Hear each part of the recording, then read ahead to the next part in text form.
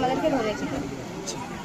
আমার কাছ থেকে ওরা কেড়ে নিচ্ছিল, আমি দেওয়ার জন্য প্রস্তুত ছিলাম না। ওকে ছিঁড়াছিঁড়ি করতে গিয়ে ও পড়ে গেছিল, মাথাটাতে লেগেছিল, কানটাও ছিঁড়ে রক্ত বের হয়েছিল। দিল্লি পুলিশের যে সত্যি দেখাচ্ছে না তো, যেখানে আমাকে নিয়ে যাওয়া হয়েছে, যেখানে টাকা নেওয়া হয়েছে, যেখানে মারধর করা হয়েছে, ওই জায়গাটা ওরা নিয়ে আসছে না কামরাতে। কোন জায়গায় দিদি নিয়ে যাওয়া? মঙ্গলম হসপিটালের কাছে একটা নিযুক্ত জায়গা আছে পার্কের মতো, ওইখানে নিয়ে যাওয়া হয়েছিল, ওই জায়গাটা ওরা দেখাচ্ছে না।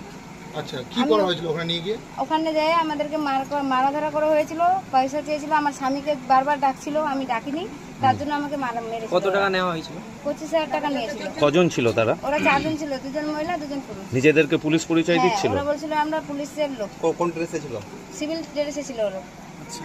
দিল্লি পুলিশ যে অভিযোগ করেছে বাপ্পি খানের সাথে আপনারা যোগাযোগ করেছিলেন, না ওটা আমরা বলিনি। আমরা ওগুলো কোনো কথাই বলিনি। আমাদের মোবাইলগুলো বাপ্পি ওরা খানের রেখে নাম কি দিয়েছে। করে পেল?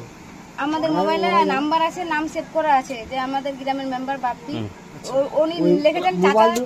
আপনি তাহলে মেম্বার হিসেবে ফোন করে কথা বলেছিলেন, তাই তো? উনি কাকা নামে সেভ করে রেখেছে, ওই জন্য ওরা আরো শক করছে, আর ওরা নিজে নিজে এইভাবে করছে, মোবাইলগুলো নিয়ে নিয়েছে। মানে সাজিয়ে বুঝিয়ে আপনাকে ফাঁসানো হচ্ছে, তাই তো? ফাঁসানো হচ্ছে। তারপর দিদি আপনাকে যখন থানায় নিয়ে থানার অভিজ্ঞতা, থানাতে নিয়ে যায় আমাদেরকে 3 জনকে 3 জায়গায় করে দিয়েছিল, কারোর সাথে কাউকে দেখা করতে